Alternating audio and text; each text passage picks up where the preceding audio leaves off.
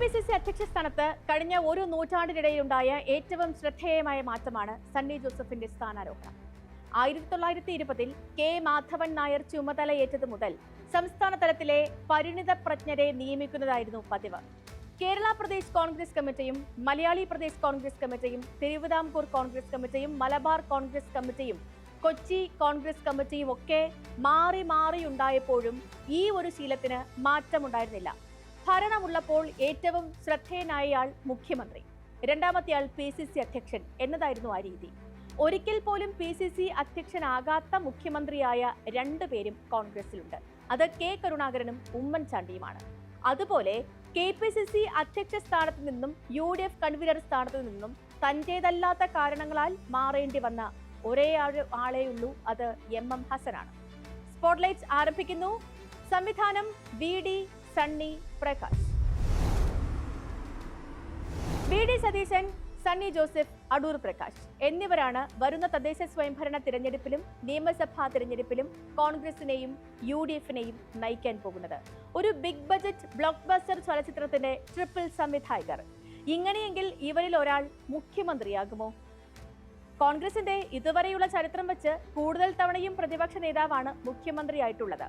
പ്രതിപക്ഷ നേതാവായിട്ടും അടുത്ത തവണ മുഖ്യമന്ത്രിയാക്കാൻ പറ്റാത്ത രണ്ടുപേരെ കോൺഗ്രസിന്റെ ചരിത്രത്തിലുള്ളൂ. അത് ആദ്യ സർക്കാരിന്റെ കാലത്തെ പ്രതിപക്ഷ നേതാവ് PT ചാക്കോയും 2016-21 കാലത്തെ പ്രതിപക്ഷ നേതാവ് രമേശ് ചെന്നിത്തലയുമായിരുന്നു. അതിൽ PT ചാക്കോയ്ക്ക് മുഖ്യമന്ത്രിയാകാൻ പറ്റാത്തത് ഭരണം കിട്ടാത്തത് കൊണ്ടല്ല. കോൺഗ്രസ് ഏറ്റവും വലിയ ഒറ്റകക്ഷിയായിട്ടും ചാക്കോയെ വെട്ടാൻ വേണ്ടി മാത്രം പ്രജാ സോഷ്യലിസ്റ്റ് പാർട്ടിയിലെ പട്ടം താണുപിള്ളയെ മുഖ്യമന്ത്രിയാക്കുകയായിരുന്നു. പിന്നീട് 2 വർഷം കഴിഞ്ഞ് പട്ടത്തെ മാറ്റിയപ്പോൾ നറുക്കു വീണതും ചാക്കോയ്ക്കല്ല, R ശങ്കരനായിരുന്നു. ശങ്കർ അങ്ങനെ പ്രതിപക്ഷ നേതാവാകാതെ മുഖ്യമന്ത്രിയായ ഒരേയൊരു കോൺഗ്രസുകാരനുമായി. പ്രതിപക്ഷത്തെ നയിച്ചിട്ടും ഭരണ തുടർച്ച കിട്ടാത്ത ഏക നേതാവാണ് രമേശ് ചെന്നിത്തല. ഒരിക്കൽ പോലും PCC അധ്യക്ഷ സ്ഥാനത്തെത്താത്ത 2 മുഖ്യമന്ത്രിമാരുണ്ട് ചരിത്രത്തിൽ. അത് കെ കരുണാകരനും ഉമ്മൻചാണ്ടിയുമാണ്. PCC അധ്യക്ഷനായിട്ടില്ലെങ്കിലും 40-ാം വയസ്സിൽ തന്നെ UDF കൺവീനറായ ചരിത്രം ഉമ്മൻചാണ്ടിക്കുണ്ട്. R ശങ്കറും AK ആന്റണിയും KPCC അധ്യക്ഷ സ്ഥാനവും മുഖ്യമന്ത്രി സ്ഥാനവും വഹിച്ചിട്ടുള്ളവരാണ്. ഉമ്മൻചാണ്ടിയുടെ വേർപാടോടെ തന്നെ കോൺഗ്രസിൽ തലമുറ മാറ്റം സംഭവിച്ചു കഴിഞ്ഞിരുന്നു. ഇനി നേതൃത്വത്തിലുള്ള ആര് മുഖ്യമന്ത്രിയായാലും അത് പുതുമുഖമായിരിക്കും. സജീവ രാഷ്ട്രീയത്തിൽ നിന്ന് നേരത്തെ തന്നെ വിരമിച്ച AK ആന്റണിക്കും ഇപ്പോഴത്തെ PCC അധ്യക്ഷ നിയമനത്തിൽ ശബ്ദമുണ്ടായിരുന്നു എന്നാണ് വ്യക്തമാകുന്നത്. സണ്ണി ജോസഫ് എന്ന PCC അധ്യക്ഷൻ, VD സതീശൻ എന്ന പ്രതിപക്ഷ നേതാവ്, അടൂർ പ്രകാശ് എന്ന UDF കൺവീനർ, ഇവർക്കെല്ലാം മുകളിൽ തലയെടുപ്പോടുകൂടി ഒരാൾ കൂടിയുണ്ട്. അത് AICC ജനറൽ സെക്രട്ടറി KC വേണുഗോപാലാണ്. മുൻ PCC അധ്യക്ഷന്മാരായ രമേശ് ചെന്നിത്തലയും K മുരളീധരനും K സുധാകരനും ഇപ്പോ അരികിലാണെങ്കിലും ഏതു സമയത്തും മുന്നോട്ട് കയറി വന്നേക്കാം. 3 പേരും തന്ത്രം കൊണ്ടും നാവുകൊണ്ടും അത് പലതവണ തെളിയിച്ചിട്ടുമുണ്ട്. പ്രതിപക്ഷ നേതാവോ PCC അധ്യക്ഷനോ UDF കൺവീനറോ ഒരിക്കൽ പോലും ആയിട്ടില്ലെങ്കിലും മുൻ ആഭ്യന്തരമന്ത്രി തിരുവഞ്ചൂർ രാധാകൃഷ്ണനും അവസരമുണ്ടാക്കി മുന്നോട്ട് വരാൻ മികവുള്ളയാളാണ്. കോൺഗ്രസിൽ തലമുറ മാറ്റം എന്നൊക്കെ ചിലർ പറഞ്ഞെങ്കിലും തലമുറ പഴയതു തന്നെയാണ്. പുതിയ PCC അധ്യക്ഷൻ സണ്ണി ജോസഫിന് പ്രായം 73 ഇപ്പോൾ ഈ CPM-ഉം BJP-യും ഒക്കെ പിന്തുടരുന്ന പ്രായപരിധി വച്ചാണെങ്കിൽ 2 വർഷം കഴിഞ്ഞാൽ വിരമിക്കണം. പുതിയ UDF കൺവീനർ അടൂർ പ്രകാശിന് 70 വയസ്സുണ്ട്. തലമുറ മാറ്റം എന്ന് പറഞ്ഞാൽ 61 വയസ്സുള്ള VD സതീശനേക്കാൾ ചെറുപ്പക്കാരായിരിക്കണം പുതിയതായി സ്ഥാനമേൽക്കുന്നവർ. 4 വർഷമായി പ്രതിപക്ഷ നേതാവായ സതീശൻ സ്കൂളിൽ പഠിക്കുമ്പോൾ ജില്ലാ കോൺഗ്രസ് നേതൃത്വത്തിലേക്ക് എത്തിയവരാണ് അടൂർ പ്രകാശും സണ്ണി ജോസഫും. തലമുറ മാറ്റം എന്നതിനേക്കാൾ നേതൃമാറ്റം എന്നു തന്നെയാണ് ഇപ്പോഴത്തെ ഈ സ്ഥാനാരോഹണത്തിന് ചേരുന്നൊരു വിശേഷണം. സാമുദായിക സമവാക്യം എന്നും സൂക്ഷിക്കുന്ന കോൺഗ്രസ് ആ ക്രമത്തിൽ പുതിയൊരു ചിട്ട കൊണ്ടുവരികയും ചെയ്തു.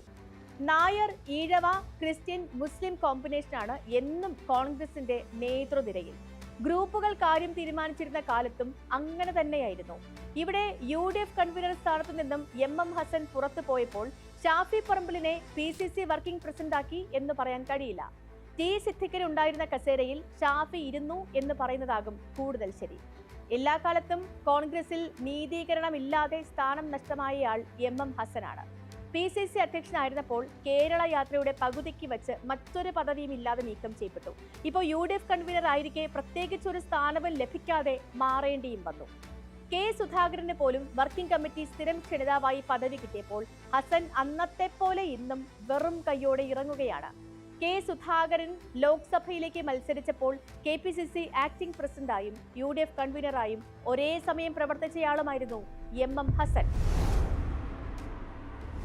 സണ്ണി ജോസഫ് എന്ന മുഖം കോൺഗ്രസ് സ്വീകരിച്ചതിന് രാഷ്ട്രീയമായി വലിയ പ്രാധാന്യമുണ്ട്. ഇപ്പോൾ കഴിഞ്ഞ ലോക്സഭാ തിരഞ്ഞെടുപ്പിൽ BJP കടന്നുകയറിയത് കോൺഗ്രസിന്റെ ക്രിസ്ത്യൻ വോട്ടുകളിലേക്കായിരുന്നു എന്നാണ് വിലയിരുത്തൽ. തൃശൂരിൽ അത് സുരേഷ് ഗോപിയുടെ വലിയ വിജയത്തിന് വരെ വഴിവെക്കുകയും ചെയ്തു. കേരളത്തിലെ ക്രൈസ്തവർ എല്ലാ കാലത്തും കോൺഗ്രസിന്റെയും UDFന്റെയും വോട്ട് ബാങ്കായിരുന്നു. കോൺഗ്രസിന് നേരിട്ട് കിട്ടാത്ത വോട്ട് കേരള കോൺഗ്രസിന് വരെ കിട്ടിക്കൊണ്ടുവരുന്നു. അവിടെയാണ് BJP കടന്നുകയറിയത്. സഭയുമായി ഏറ്റവും അടുപ്പമുള്ള നേതാവാണ് സണ്ണി ജോസഫ്. സഭയ്ക്ക് എക്കാലത്തും സ്വീകാര്യൻ എന്ന് പറയാം. KK ശൈലജയെ തോൽപ്പിച്ച് പേരാവൂരിൽ നിന്നും MLA ആയ ആളാണ്. ആ മണ്ഡലം ഏത് കോളിളക്കമുണ്ടായാലും പിടിച്ചു നിർത്താൻ സാധിക്കുമെന്ന് തെളിയിക്കുകയും ചെയ്തു.